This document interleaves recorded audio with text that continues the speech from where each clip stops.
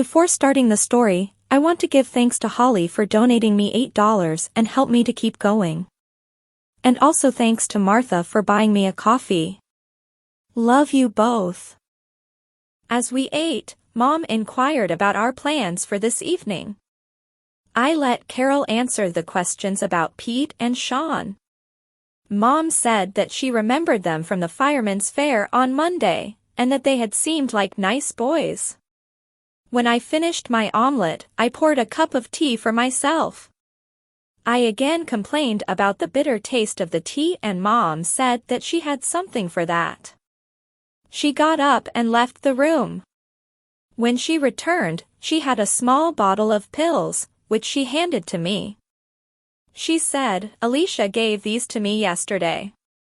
They are antibiotics, which should counteract any effect of the adhesive to your system. She said that you should take one each morning. They may alleviate the problem that you have been having with your taste buds for the past week." I took the bottle and removed one of the capsules. Taking a sip of tea first, I popped it into my mouth and swallowed it. It didn't have any particular taste in itself. I added another teaspoon of sugar to my tea. Maybe the capsule would have an effect by tonight and I could go back to enjoying my tea the way that I always had. After I had finished my tea, I got up and cleared the table. I rinsed the dishes and put them into the dishwasher. The dishwasher was full, so I added the detergent but didn't turn it on. It made a lot of noise and would disturb conversation at the table. I turned the little indicator, which was stuck on the front of the machine, to the sign which said, "All ready to wash." The last one leaving the kitchen could turn the washer on. Then I went upstairs and ran my bath. Carol came in shortly and helped me to remove the corset. I had managed to untie the laces by myself, but I couldn't get it to relax its grip. With her assistance, I was free in seconds. I finished undressing while she went to her bedroom. One naked, I scratched and rubbed my torso before climbing into the soothing warmth of my bubble bath. I had rushed my bath yesterday because of the doctor's appointment, so today I relaxed and enjoyed it until the water started to cool. I even considered adding some more hot water, but refrained because I did have to get to the theater. After I had dried and powdered myself, I knocked on Carol's door to notify her that the bathroom was free. As I started to dress, I could hear the bathtub again being filled. I put on clean underwear and my other corset. I pulled it as tight as I could, then settled down to work on my face until Carol was done with her bath. Carol came into my room as soon as she had dried off and put on her underwear. She tightened my corset down until I could barely breathe, and then she went to finish getting dressed. I walked around trying to adjust to the newer corset. It was a lot more uncomfortable than my original. Carol came back 10 minutes later and tightened it again and tied off the laces. Then she helped me to get dressed. When I was dressed, she brushed and combed my hair. She put my hair into a ponytail for me when she was done. We talked the whole time about our double date set for tonight. I said that I would be home by 5 so that we could start getting ready, and the boys would pick us up at 7. When Carol was done with my hair, I brushed hers and put it into a ponytail like mine. Carol had dressed me in another tight skirt, with a light blouse, and 4-inch heels. It had become my regular attire of late. I sure wished that Mom would let me wear a pair of jeans, even if they were Carol's jeans. But she had steadfastly refused. I kissed Carol as I left to go downstairs and thanked her for her help. Downstairs, I got bus and lunch money from Mom before kissing both her and Aunt Jessica, and leaving to catch the bus for downtown. I arrived at the bus stop and sat on the bench to wait. A couple of times, boys had driven by and honked their horns or whistled at me, but none had stopped and accosted me. Still, I was relieved when the bus finally came. I remembered, all too well, the incident with Joey Barton. Everybody on the bus watched me as I found an empty seat and sat down. I avoided their eyes but knew that they were watching. Arriving at the street where the theater was, I exited the bus at the front door. I knew that the bus driver was watching me as I walked away because I had not heard the doors close, and because I had seen him watching other women walk away from the bus. Feeling a little silly, I wiggled my hips and tushed for his amusement. I was at least 30 feet away before I heard the bus's doors finally close. I marveled at the effect that women could have over men's sexual imaginations. Entering the theater, I saw that I was among the first to arrive, and I immediately made a pot of coffee for Mr. Tucker. With that started, I went to put my purse away in the makeup room. Then I returned to the backstage area and fired up the computer. I entered and then printed out Mr. Tucker's notes, and updated his 3-ring workbook. When he arrived, I poured him a cup of coffee and brought it, and his notebook, to him. The beautiful Crystal brings me the essentials of my life. How are you today, my dear? Good morning, Mr. Tucker. I'm fine. How are you? Absolutely wonderful. It's a wonderful day to be alive. Crystal, my winsome beauty, would you post a notice that rehearsals will start at 9 o'clock sharp? We will have a full run-through of the entire play. Then we shall review the scenes that require the most work. Also post a reminder that full dress rehearsals begin Monday evening at 7 o'clock. All cast members should try to be here by 5:30 for makeup and dressing. Crew should be here by 5 o'clock if possible. Right away, Mr. Tucker. Thank you, love. I hurried away to create the notices and post them on all 3 of the bulletin boards. At 8:50, Marge took a call from Pam, the girl that was playing Miss Prudy. She had been called in to work the morning shift at the hospital and would not be able to get to the theater until after 1 p.m. She was the only cast member not available, and Mr. Tucker decided not to hold up everybody else. I was again asked to stand in for her until she arrived. At 9 o'clock, we began with Act 1, Scene 1.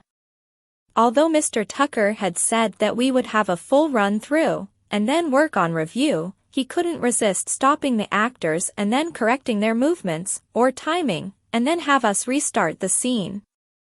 Although I was only the stand-in, Mr. Tucker corrected my performance just as if I was a regular cast member. When it came time for the kissing scene, Rick, the actor who was playing Captain Martin, didn't hesitate at all. He bent me back over his arm and kissed me with ardent passion. Mr. Tucker clapped for several minutes. When he stopped, Rick stopped and straightened me up. It took me a few seconds to catch my breath, before I could properly continue. Mr. Tucker said that my hesitation seemed delightful and that we should leave it in. It was after 1 o'clock when we completed the final scene. Mr. Tucker called for a half-hour lunch break, and everyone headed for the exits. We all hurried to the restaurant, enjoyed a quick lunch, and we were back at the theater in 30 minutes. While we were out, Pam had arrived. I was relieved of my acting chores and again became the assistant to the director. The rehearsals continued with most of the work going to the more complicated scenes that had not gone smoothly in the morning's run-through. At 4:30 I excused myself from the rehearsals and left to catch the bus. I managed to get home by 5 o'clock, as I had promised Carol. I immediately hurried upstairs to my bedroom and stripped off my clothes. I started to run a bath and then went to Carol's room so that she could help me remove the corset. With my tormentor removed, I jumped into the tub and washed, pausing only briefly to relax. I stepped out, dried myself off, and powdered my body. Then I put on my clean underwear and my more comfortable corset. Carol came in and tightened it for me. She had bathed already, and she had only to get dressed. We then sat and did our nails and our hair. Carol tightened the corset again, taking up the slack, and then helped me to get dressed. I helped her into her dress and zipped it closed. We applied our makeup, put on our jewelry, and then examined each other's appearance. Satisfied that we looked as good as we could, we went downstairs. Mom insisted that we have something to eat before we go. I was so nervous that I didn't feel hungry, so I settled for a piece of toast. Just before the boys arrived, Mom got out her camera and snapped several pictures of her girls. When Pete and Sean arrived, Mom insisted that they come in so that she could meet them. She didn't embarrass us though. They merely exchanged greetings and a few pleasantries, and then she allowed us to hurry along on our way, using the excuse that we would be late for the movie. Pete drove, with Carol sitting next to him, while I was in the back seat with Sean. We drove straight to the Cineplex at the mall. Having lived only as a girl for the past week, I no longer felt uneasy walking about in a tight skirt and high heels. I had studied every young girl with whom I had had contact during the past week and had adopted her speech, mannerisms, and walks. Carol and I almost looked and acted like twins. Even holding a boy's hand seemed almost natural after having spent hours kissing Rick on the stage at the theater. Outwardly, I appeared like an average 17 or 18-year-old girl. The makeup and the size of my bosom being responsible for that appearance. With the right makeup, I knew that I could even appear much older. I had learned a lot from Marge. Arriving at the movie theater, we discussed the various offerings and decided what we would see. There were in fact 8 mini theaters, all showing different movies. Pete and Sean purchased the tickets, and we all walked inside. It would be 20 minutes before the feature started, so we stopped at the snack bar before going into the small theater. Sean bought a small lemon soda for me, large cola for himself, and we would share a large popcorn. We walked into the mini theater and found seats in the brightly illuminated room. I found myself sitting between Sean and Pete. We spent the time before the movie started, discussing the movie's reviews. At the appropriate time, the lights began to dim and music started. When the theater had gone totally dark, the screen jumped to life. I felt Sean find my hand and intertwined his fingers with mine. About halfway through the movie, Sean released my hand and put his arm around my shoulders. I looked over and saw that Pete had put his arm on Carol's shoulders. She had settled back against Pete's arm and nestled herself with her head against his shoulder. I did the same with Sean, using his shoulder for a pillow. A short time later I felt his hand slip from my shoulder and rest against my breast. I lifted it back into place lest he get any wrong ideas. This was, after all, just a first date.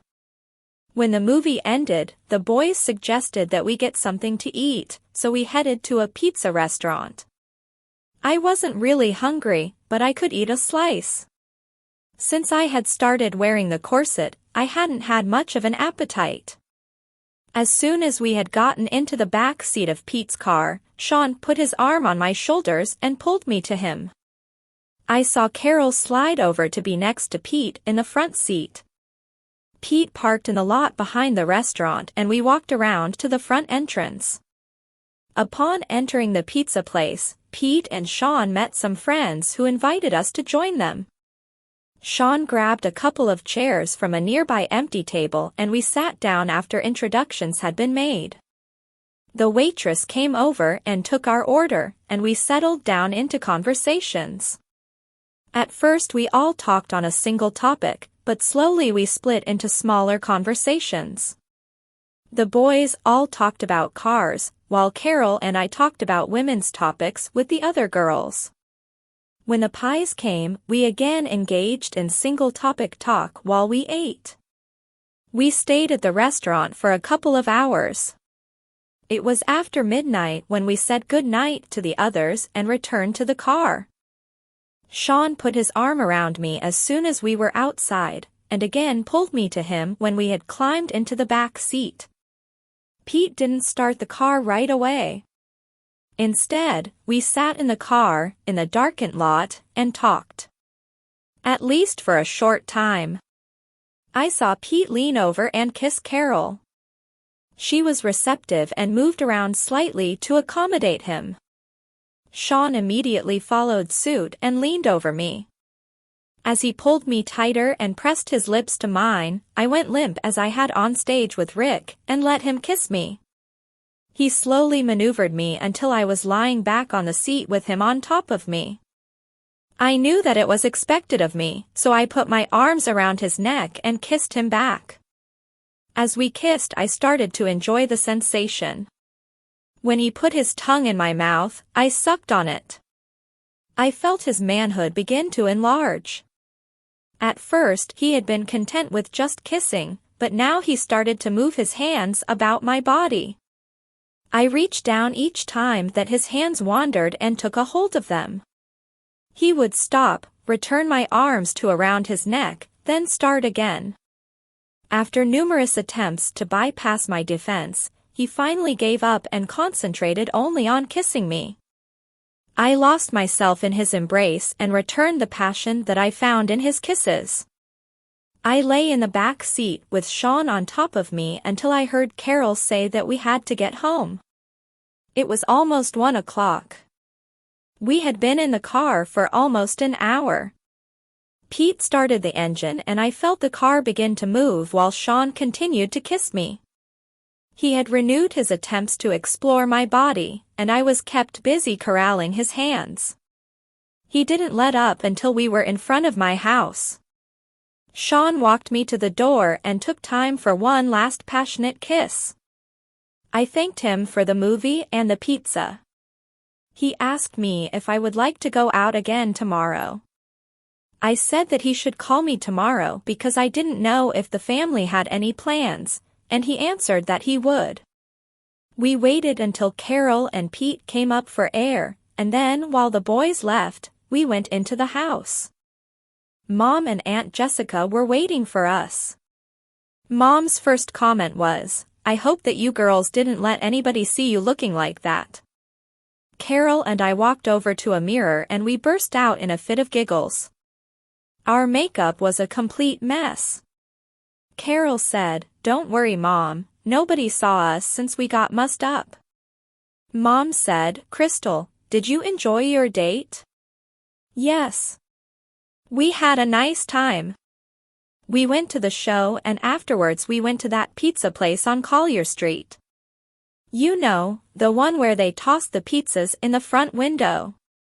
"Yes, I know where you mean." Aunt Jessica said, "Crystal, was that handsome date of yours a good kisser?" I blushed a little. "I haven't had a lot of experience, Aunt Jess." "He's not the first boy that you've kissed. You told us about kissing Rick at the theater. That was just stage kissing. 2 actors putting their lips together. Not really a boy and girl kissing." Mom said, "It's late, girls. Time for bed. We can talk in the morning." Carol and I said good night and we went upstairs.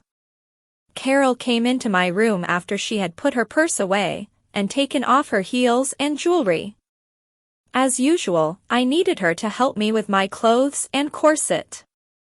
Carol said, "What did you think of Sean? He sure is persistent. I must have stopped him from feeling me up 100 times. For once, I'm glad that my skirt was so tight. He would have had it up around my waist if it could have been raised that far." Carol giggled. "He and Pete must be related." I slapped Pete's hand so many times that he can probably still see my fingerprints on his skin. I would have sworn that Sean had grown extra arms while we were in the car. Pete had enough arms with just 2. But they never stopped moving. We both laughed and hugged each other before Carol left for her bedroom. I finished getting ready for bed. I continued to think about the date as I hung up my clothes and removed my makeup. By the time that I had washed my underthings and put on my sleepwear, I was yawning every few seconds. I continued to think about Sean as I lay in bed. When I had been with him tonight, I had totally become Crystal and forgotten all about my alter ego. Was I becoming so wrapped up in the role that I am losing touch with my true identity? Would Carrie resurface when my breasts were removed? Was I beginning to really think of myself as a woman? When I had been with Debbie, I had felt like a woman kissing another woman rather than as a man kissing her. Had it really only been a week since the accident? Since I was no longer consciously acting like a woman, could I ever be just a Carrie again? I felt very confused as I explored my thoughts and feelings. I began to weep silently into my pillow until I thought, I shouldn't be crying. Boys don't cry over silly things like this. I tried to suppress the crying until I reasoned, but I'm not a boy. Right now, I'm a girl and I'll cry if I want to. And so I cried myself to sleep in a fit of confusion and doubt brought on by my exhaustion and the release of tension from having completed my first date as a woman. Please subscribe for the next part, and visit my Patreon page for early access. Patreon.com/Eden07. Link in the comment, thanks.